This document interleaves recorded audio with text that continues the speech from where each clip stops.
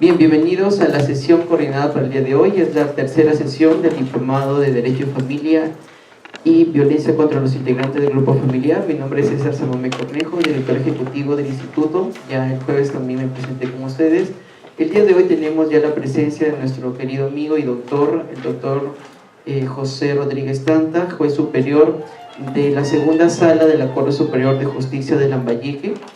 Él está aquí en calidad de docente facilitador de ese diplomado en su mérito que tiene por ser el coordinador de la implementación de la ley 3036-4 en nuestra corte. Entonces su experiencia es completamente válida y valida justamente los conocimientos que él a lo largo de su trayectoria ha obtenido para poder compartir esta tarde con nosotros. Al finalizar, corresponde que la próxima sesión sea un día jueves, ¿correcto? Pero por la disposición del doctor tiene a bien proponerles para que sea el viernes, pero vamos a acordar al final los que podamos venir el viernes, porque igual las clases son grabadas, ¿no? Entonces ya al final lo decidiremos entre todos en consenso. En un país democrático todos decidimos en consenso, pero la idea es que igual vamos a participar de manera online. Bien, entonces con esos antecedentes vamos a recibir con fuertes abrazos al doctor José Rodríguez Tanta, que tiene el tema de familia en la tarde de hoy. Gracias, doctor César. Buenas tardes a todos. Bien, vamos a continuar la sesión número 2 para mí. Ya la vez pasada hemos empezado con todo lo que se refiere al tema de familia y constitución. Ahora vamos a entrar, nuevamente enlazarlo ya con el tema del matrimonio. Y terminaremos en la segunda parte, que es unión de hecho y toda la problemática que hay, que se presenta a nivel de los procesos judiciales, de tal modo de que esta sesión está dedicada exclusivamente a ver todo lo que es tema de matrimonio, siempre enlazado al tema constitucional y el tema de unión de hecho. La próxima sesión, justamente la tercera, que es la última en el caso para mí, vamos a tener todo lo que es nulidad del matrimonio, las causales, luego vamos a ver también los temas de divorcio. Son 13 causales actualmente para divorcio, pero en realidad lo que vamos a tratar es de ver cuáles son las que están generando más problemas y cuáles son las que se ven más continuamente en los procesos judiciales. Ya ustedes sabrán, por ejemplo, una de ellas es la famosa divorcio por causal de separación de hecho, ¿no? Y que hasta ahora eso ha merituado de que se tenga que tener hasta un pleno casatorio, como es el tercer pleno, ¿no?, en el cual se dieron pautas sobre un tema en concreto, como es el tema de la indemnización en materia de divorcio por separación de hecho. Y ahí hay toda una problemática, ¿no?, porque tiene que ver hasta con la razón de ser, de qué cosa se entiende por indemnización y cuáles son las ejecutorias que vienen dando. Bueno, por lo menos se ordenó, se dio unas pautas, pero lógicamente eso no ha resuelto. Ya vamos a ver cómo hasta el Tribunal Constitucional también intervenido ahí y tiene ciertas posturas con relación a esto. Pero por lo menos que nos sirva de guía. ¿Cuál es la intención, no? Al menos en lo que me toca a mí, el que ustedes sintonicen. Bueno, la mayoría de repente están muy cercanos a haber egresado de aulas, han llevado el tema de derecho de familia. El asunto es que en la mayoría de universidades de repente no se le da la importancia que tiene. Normalmente es una cátedra que yo a veces digo que debería de repente ser 1 y 2, porque son un sinnúmero de temas que tienen que ver acá. Y lo peor del caso es que son temas vivenciales, porque son temas que tienen que ver con la vida misma de uno, con lo que nosotros somos, porque vivimos en familia, provenimos de familia, estamos en familia y seremos posteriormente otra familia. Y entonces, desde ahí ya estamos hablando de nosotros, o sea, no es una cosa rara, distinta, no. De repente podemos decir, hablar de propiedad, bueno, yo todavía no tengo propiedades, cuando compre de repente entenderé lo que es eso, ¿no? Alguien podría decir, pero hablar de familia es la esencia misma, ¿no? Es uno mismo visto desde esa perspectiva. Por eso es que el tema que nosotros vimos la primera parte, y trato por favor siempre de repente esta vez, ya hablé muchas cosas la vez pasada, ahora la idea es que siempre estemos en comunicación, ¿ya? Con la finalidad de que podamos, yo sé que son 3 horas, ustedes tienen que tomarlo de la manera más adecuada, no se me cansen, de tal modo de que siempre de repente estaremos preguntando y hacer que también ustedes pregunten, ¿no? Que intervengan para ver cuál es la posición. Por ejemplo, como vimos la semana pasada, el tema de derecho de familia, que nosotros lo hemos llamado derecho de familias, por la razón de que no solamente, aparentemente, hay una sola forma de familia, ¿no? Hay diferentes tipos de familia. Y entonces, eso a veces nos lleva a pensar, entonces, ¿de qué tipo de familia hablamos? ¿Cuál es la que tenemos que aceptar constitucionalmente? ¿Podríamos aceptar una familia compuesta por personas del mismo sexo? Entonces ahí como que empezamos nosotros a deslindar, porque entramos a un tema valorativo. Pero ahí en ese tema valorativo, y yo lo digo con modestia porque ahí no vamos a discutir. Ustedes saben que la posición de muchos es respetable. Ya hemos hablado la vez pasada también que un Estado de derecho también es Estado de derechos. Y ese es el reto, porque donde haya los derechos de todos, ¿cómo armonizamos, no? Como digo, hasta que llega tu derecho y a partir de aquí está el derecho del otro, porque todos tienen derecho. Pero bueno, lo que se inventó fue el tema de la democracia, ¿no? El término medio, el que se acepte por mayoría, pero esa idea de Jacobo Rousseau, de Montesquieu, ya no se sirve, ¿no? Ya no nos sirve ahora, porque todos esos sectores que realmente no se sienten representados necesitan presencia. Por eso es que ahora hablamos de un tema más grande, que es, por ejemplo, el tema de la vulnerabilidad. ¿Quiénes son los sectores más vulnerables? Socialmente, políticamente, económicamente, socialmente. Y entonces empiezas a ver que tienes, por ejemplo, en nosotros, el tema de los indígenas y de los campesinos, no lo hemos inventado, forma parte de la esencia de nosotros. Y esos sectores no se sienten representados. Y entonces hay necesidad de darles importancia, porque si no nos va a pasar lo que sucedió en el Baguazo, que porque se entregó una concesión en la selva, entonces la gente de la selva dijo, un momentito, pero acá tengo mi 169 de la OIT, que es un convenio, que es una norma internacional, donde dice previamente consúltame, porque estás entrando a lo mío. Claro, que tú puedes venderle la idea así, pero ese es Estado, ¿quién eres, no? ¿Sabes que este es Estado y este es de todos nosotros? Tú no tienes... Sí, pero tradicionalmente ellos han estado ahí y tienes que respetar. Entonces tienes que preguntarle previamente. Por eso es que se hizo las cosas al revés. La gente se paralizó, terminaron muriendo, ustedes lo saben, policías, y al final tuvo que salir recién la ley, ¿no? De lo que es esto, las preguntas previas, el cuestionamiento previo, el preguntarles a ellos si realmente quieren o no. Eso no es así. Pues, o sea, eso fue una falta de entendimiento con lo que nosotros somos, y esos son los sectores aparentemente vulnerables.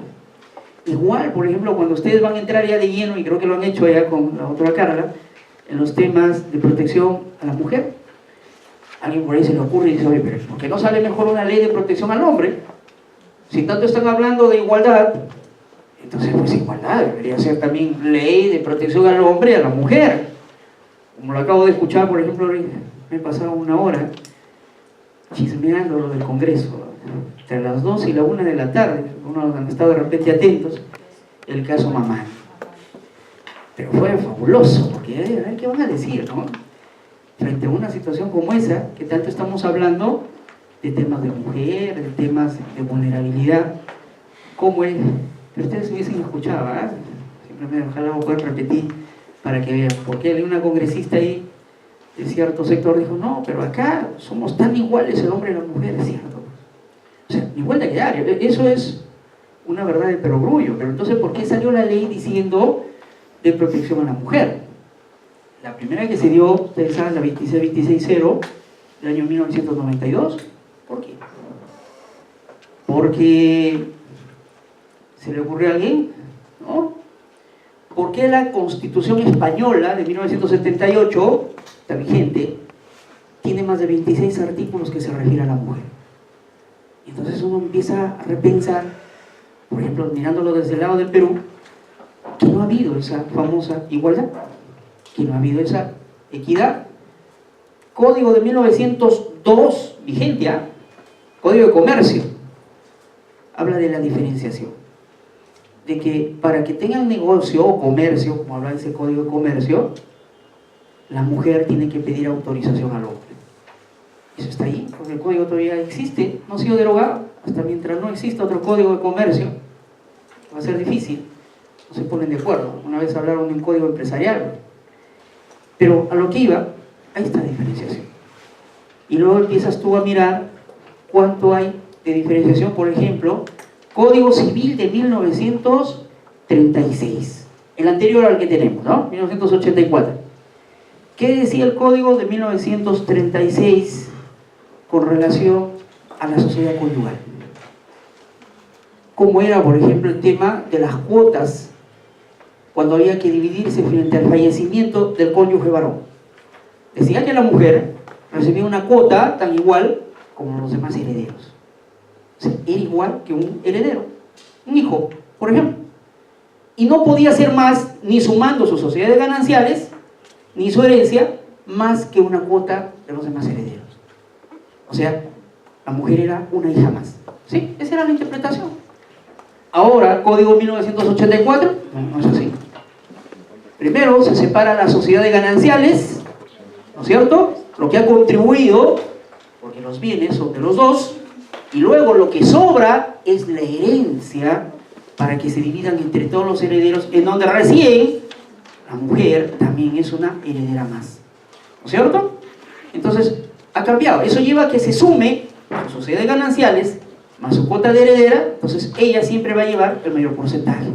¿Y eso por qué? Porque dio lugar a situaciones en donde, con el Código 36, como era solamente una parte, los hijos le decían, bueno mamá, divide, pues, divide, y ¿sabes qué? Deja la casita también. Y la pobre mujer lo único que tiene es ese espacio para vivir. El cónyuge supérstite, que tanto hablamos en el Código Civil, la terminaban votando. Entonces, frente a eso, ustedes verán, la mujer estaba en una situación difícil. Y si no, empiecen ustedes a recordar 1956, recién se le dio el voto, el derecho político a la mujer. Y si uno empieza a mirar los códigos de procedimientos civiles de 1911, por ejemplo, que estaba vigente en ese tiempo, hablaba también que para que la mujer dé una declaración, tenía que pedir la autorización del hombre. Entonces, definitivamente el sistema no estaba hecho para la mujer, ¿eh? O sea, por eso es un sector vulnerable. Y como hablábamos ese día, pues en la calle, en la práctica misma, la mujer no tiene esa importancia que debería tener. La mujer está vista como objeto sexual, por ejemplo, con todas las disculpas.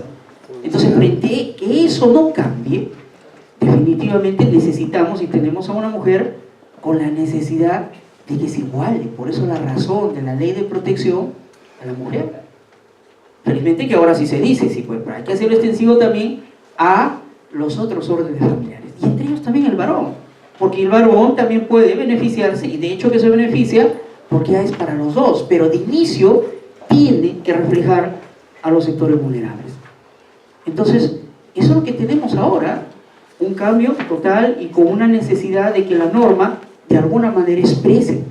Pero la última vez, ¿se acuerdan? Que conversamos que es difícil, ¿no? No se puede esto. En la actualidad tenemos tan abruptos cambios que no es fácil masticar y procesar todo lo que está viniendo. No se puede. Tenemos cuestionamientos inclusive desde el mismo derecho a la vida. ¿Cuándo empieza? Entonces uno tiene el artículo 1 del Código Civil, donde dice que la vida empieza con la concepción. ¿De acuerdo? Dice así. La vida empieza con la concepción. El problema está en qué cosa es la concepción. Bueno, dice para los estudiosos, es que es el momento mismo en que el espermatozoide se une al óvulo. Y en consecuencia, hay vida. Y si lo haces en probeta, bueno, ahí sí. ¿Qué es esto? ¿Es vida? Ya tienes problema. Porque si tienes vida, entonces no lo puedes tú ni votar, ni excluir, Nada de eso, porque eso ya es vida. O sea, ese artículo 1 empieza a tener problemas. Y entonces empieza a decirse, no, pues no puede haber vida con la simple concepción. Necesita un útero para que allí se anide y pueda desarrollarse. Y eso llevó todo un análisis de Tribunal Constitucional, ¿no? Fue la famosa sentencia de la píldora del día siguiente, en donde el tribunal comenzó a hacer todo un análisis de qué debe entenderse por vida y sujeto de derecho, porque a partir de la vida hay sujeto de derecho, ¿no es cierto? Ahora les voy a presentar, por ejemplo, una sentencia, porque la idea es que, ¿cuál es la razón de esto, no? Que ustedes vayan aprendiendo, por ejemplo, lo discutible que es en materia de familia, las cosas que se están presentando. Y entonces lleva a que los operadores de derecho empiecen a tomar posturas. El que va a plantear la demanda tiene que hacerlo bien. El juez empieza a reflexionar, ¿y cómo aplico esto? Esto no está así. O sea, definitivamente esos cerca de 400 artículos que tiene el derecho a familia no resuelven la problemática. Y por último, no tiene un sentido. Hemos visto el tema la vez pasada de lo que es el famoso vientre de alquiler, me ha llamado vientre de alquiler, o maternidad subrogada, que es lo correcto técnicamente, ¿no? Y ustedes han visto que también es todo un problema, porque en todo caso no tenemos la concepción a quién pertenece. Rompió el esquema de tenencia, rompió el esquema de ejercicio de patria potestad, porque se supone que legalmente la patria potestad lo tiene, ¿no es cierto?, de manera precisa los papás. Y un vientre de alquiler lo que tienes es una mamá biológica que supuestamente debería ejercer la patria potestad, y tienes una persona que a veces ni siquiera ha donado nada. En el caso que les presenté, ¿no?, la señora simplemente era una persona que estaba buscando con su esposo, porque el esposo sí había dado el esperma, pero ella no, por razones médicas, ¿no? Entonces empieza a resquebrajarse ese tema.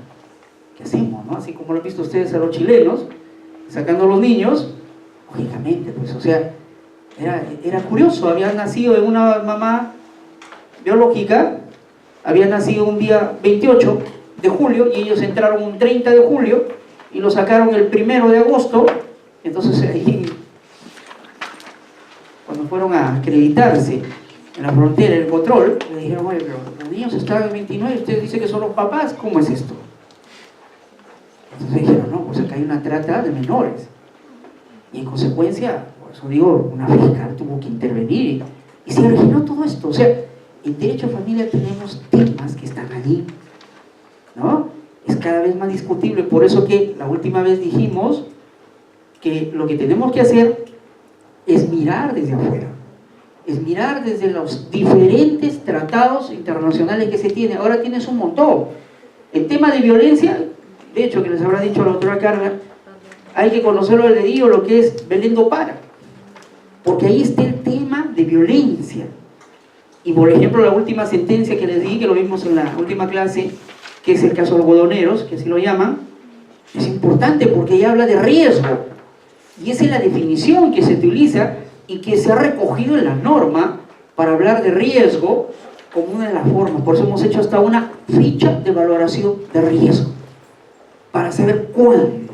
Ese es objetivizar, ¿no? Crear un documento para que allí se consigne cuándo hay riesgo. Entonces, estamos enlazados con los temas internacionales. Ahora, de inicio yo lo que quería decirles era lo siguiente: ¿y cómo va a ser los operadores y cómo va a ser el juez para poder utilizar la norma internacional? Si ustedes han visto sentencias de los jueces de familia, lo que hacen es, utilizan, ¿no?, mencionan, invocan, ¿ah?, las reglas de Brasilia, la Convención de los Derechos del Niño, y utilizan los artículos y de ahí sustentan para su caso concreto. Esa es una forma, ¿no? Eso es interpretar, pero eso es cuando estés acorde con dichas normas. ¿Qué pasa si la norma te dice una cosa y lo que tienes en los convenios o en la Constitución es otra? Es diferente. Por ejemplo, ¿qué? Solamente por tomar un artículo. El artículo 400 del Código Civil ¿Qué dice el artículo 400 del Código Civil? Que hay 90 días a partir de que se conozca sobre el nacimiento de un niño para poder impugnar, o lo que se llama también acción contestatoria. ¿Cierto? El artículo 402 o 4 creo que es del Código Civil, donde habla que para que una mujer casada o el hijo de una mujer casada pueda ser inscrito por un tercero, previamente tiene que negarlo su cónyuge. Tiene que ser el esposo el que niegue, este no es mi hijo, y la ley todavía exige más, dice, y haber obtenido una sentencia favorable. O sea, no es solamente que haya iniciado el proceso, sino que haberse obtenido una sentencia favorable. A partir de ahí, recién es que va a poderse una tercera persona inscribir como padre de ese menor. Entonces ahí tienes tú un problema. Tienes tiempo y tienes circunstancia. ¿Qué pasa si alguien viene y plantea, dice, impugnación de paternidad, él no es el papá, señor, yo soy su papá? O los otros casos.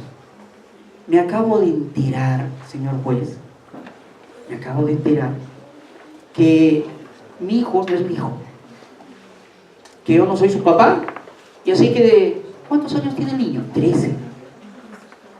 Voy a establecer una impugnación de paternidad. Y entonces, ¿qué pasa con el juez? El juez cuando califica te dice, pues 396 del Código Civil dice que el acto de inscripción es un acto, o el acto de reconocimiento es irrevocable. Significa que yo no me puedo desdecir. Claro, yo no puedo ir a decir, este es mi hijo, y ahora digo, ya no es mi hijo. Entonces ya no se puede. Entonces, si ya no se puede, ¿cómo puedo yo ir a recurrir al tema de decir, planteo una impugnación de paternidad? Y eso es un casito que también acá vamos a visualizar, porque ahí plantea su impugnación y entonces un juez le dice, ¿sabes qué? No, pues primero caducó el derecho, porque en materia de familia los plazos son de caducidad. Hemos dicho eso. No hay más. Murió tu derecho, murió el derecho, murió la pretensión. Caducidad. ¿De acuerdo? Sí, pero yo soy el papá, o al revés, yo no soy el papá. Y entonces, ¿qué han hecho los jueces? ¿Y qué ha hecho la Corte Suprema? Porque ahora ya tenemos varias sentencias de eso. Ha dicho, no, pues, yo no aplico norma, la ley, sino lo que voy a hacer es control difuso. Y entonces ahora sí nos enteramos que hay formas como uno puede intervenir para dejar sin efecto una ley. ¿A eso cómo se llama? Control difuso. ¿Y dónde es el control difuso? En el artículo 138 de la Constitución, segundo párrafo, donde dice que el juez, cuando encuentre incompatibilidad entre una norma y la Constitución, pues, pero orgullo. ¿Quién es primero? La Constitución. Y en consecuencia, y todavía sigue, ¿eh? Y la norma prevalece sobre las demás normas de menor rango. Y eso tiene coherencia ¿con qué? Con el artículo 51 de la misma Constitución. ¿Qué dice 51? Jerarquía de normas. Primero Constitución, luego norma y después todo lo que viene. Y en el paquete de Constitución están los tratados y están las normas internacionales, porque a partir de que nosotros lo suscribimos, entendemos que esa norma internacional es norma nacional. Estamos obligados. Por ejemplo, ¿por qué miramos las sentencias de la Corte Interamericana? Porque nosotros estamos afiliados al sistema interamericano de derechos, ¿no es cierto? A la Corte Interamericana, y en consecuencia tenemos que aplicar eso. No, ¿qué otra cosa? Fue fabuloso, por ejemplo, años atrás, un caso, en una época difícil que nosotros vivimos, en la cual frente al famoso caso de Barrios Altos, ¿no? ¿Ustedes se acuerdan de ese caso? Época de Fujimori, intervinieron los militares, mataron ahí a presuntos terroristas. Bueno, y finalmente alguna gente se agenció y dijo, sí, eran militares. Después, cuando ya la cosa se vio descubierta, entonces lo que hizo el Congreso fue sacar una ley de amnistía. Y dio una ley de amnistía. Terrible, porque finalmente le dijo, ¿sabes qué? todo aquel que haya participado, militar, policía, etcétera, queda amnistiado, perdonado de todo. Se acabó, nadie lo puede procesar. Y eso llevó inclusive a que una juez, por eso siempre la recordamos, en el año 95, la doctora Sakikurai, inaplicó esa ley del Congreso. Dijo, no señor, estaba vigente la Constitución del 93, ¿eh? Artículo 2, inciso 1, derecho a la vida. Y en consecuencia, yo inaplico esta ley. Porque se tiene que investigar y saber otro principio, que de repente no está literalizado en nuestra Constitución, pero que entra, que se llama el derecho a la verdad. Tengo derecho a saber qué es lo que sucedió. Y los familiares tienen derecho a saber qué ocurrió. Porque si son terroristas, fueron terroristas, se acabó. Y si los mataron, los mataron. Pero lo que no puede dejarse es que se oculte, se genere un manto de impunidad. ¿Qué hizo el Congreso? Sacó otra ley, ahí nomás seguidito, en la ley de amnistía. Y le siguió diciendo lo mismo. Ah, y por si acaso, no solamente los casos abiertos, sino a todo aquel otro proceso que se pretende abrir. Y lo procesaron, inclusive, recuerdo a Sakikurai, ¿eh? ¿Se imagina que el Tribunal Constitucional se metió en ese tiempo? Claro, era un tribunal distinto. Y al final declaró improcedente la demanda de amparo que habían solicitado frente a esa situación, los familiares, para que se sepa. ¿Qué hicieron? Se fueron a la Corte Interamericana de Derechos. Y en la Corte Interamericana salió justamente ese caso. Barrios Altos versus Perú. Y en la cual se determinó el año 98 de que el Perú había cometido infracción. De que no se podía decir que no se investigue, que se investigue. Y en consecuencia vino todo esto, ¿no? Porque finalmente, bueno, ustedes saben, estamos con un Congreso difícil, digamos solo de esa manera. Al final dijeron, no, renunciamos a la competencia de la Corte Interamericana. Y la Corte le dijo, por si acaso, hay una cláusula donde dice, tú puedes renunciar, pero yo me reservo 5 años hasta darte todavía tu apartamento. O sea que me vas a seguir aguantando. ¿De acuerdo? Así es, pues. Por eso es que nosotros miramos arriba, porque están todas las normas allí que hay que ir revisando. Porque sí, vienen directo en directo hacia nosotros. Por eso es importante. Y en esta materia con mayor razón. Por eso que al revés, lo que hacemos ahora las instituciones es comprarnos estos líos y ver cómo aplicamos. Porque como dije el otro día, ya el tema no tiene que ver con las leyes, sino tiene que ver cómo utilizamos eso para poder hacer efectivos. Y entonces, por ejemplo, el Poder Judicial ahorita está utilizando mucho lo que son las reglas de Brasilia, que son las 100 reglas de Brasilia, que nosotros lo hemos metido en 12 ejes, y se está trabajando, tratando de dar algunos elementos y generar protocolos, que es ahora. Por ejemplo, el tema de la vulnerabilidad de la mujer tiene que ser expresada en algo.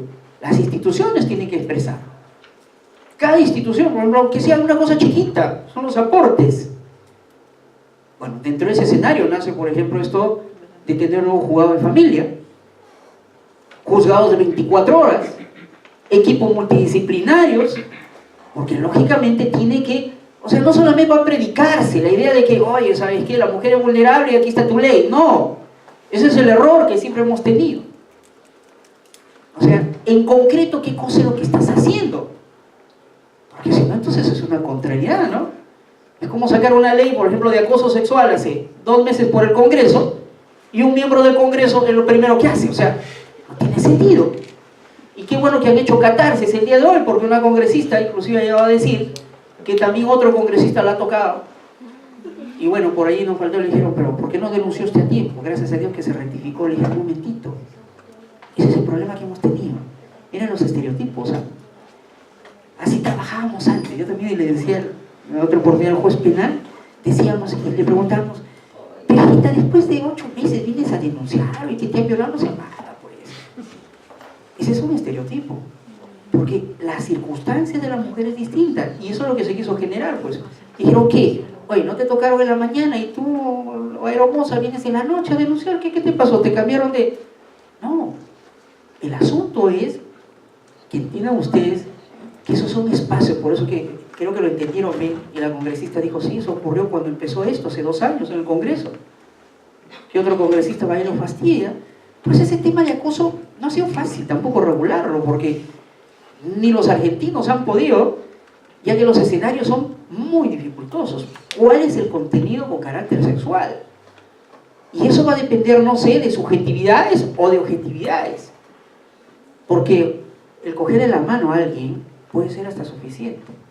Hay gente que da la mano y normal, pero otro que de repente te rasca hasta la palma de la mano, ¿no? Yo no sé qué puede significar. Y si de agregado te hace un guiño, entonces ya tienes otra cosa. O de repente te poda la garita así con los labios, entonces el problema va por allí. O sea, el tema de gestos y todo eso es todo un complejo de cosas, ¿sabes? Entonces, entiendan ustedes que esto no ha sido sencillo, pero hay tiempos. Muy bien, entonces, ¿se entendió esto del tema internacional? ¿Se puede aplicar, se puede hacer control difuso? Sí. ¿Dónde está? En el artículo 138 de la Constitución, 51 de la Constitución. Y los jueces pueden hacerlo porque también tienen el respaldo del artículo 14 de la Ley Orgánica del Poder Judicial. Y ahí señala el procedimiento de cómo uno tiene que hacer control difuso. Por eso que en los casos de impugnación que estuve presentándolo, donde la ley no da más, artículo 400, 402, ¿qué hacemos? Control difuso. Y yo, si soy el abogado, porque hay que verlo de todos los lados, podría pedir eso, que se haga un control difuso. De suerte que ahora sí ya lo veo, que los jueces de familia ya llegan los casos. Dice, haciendo control difuso, señor, sí, el derecho de identidad frente a que alguien ha sido reconocido por otro. El derecho de identidad. Porque eso significa que tengo, y ese derecho de identidad, ¿dónde está? En la Convención de los Derechos del Niño, donde dice que todos los hijos tienen derecho de conocer quién es su padre. Y no solamente eso, dice, y ser cuidado por ellos. De tal manera de que eso lo puedo aplicar y digo, señor, artículo 2, inciso 1, derecho a la identidad. Convención de los Derechos del Niño. Y entonces tu artículo 395, 396 de la renunciabilidad, 400 de los 90 días, me va. ¿De acuerdo? Porque ahora sí puedo. Y tú tienes que darme una explicación de fondo. Y eso es lo bueno. Esto lo estamos ganando ahora. Por eso digo, no ha sido tan sencillo en materia de familia, pero estamos entrando ya a un escenario. Por eso quería al iniciar recalcarles el tema de que debe hacerse ese control difuso. Uno puede hacer interpretación. Cuando está conforme a norma, no hay problema, ¿no? Quiero sustentar una patria potestad, una tenencia, ahí no hay problema. Es simplemente jalo normas internacionales para que mi sentencia o mi resolución o mi demanda sea más nutrida, tenga mayor sustento. Pero el problema es cuando me encuentro con una ley que tiene límite, ¿ya? A eso voy. Frente a eso, ¿qué hago? Entonces propongo, si soy el abogado, propongo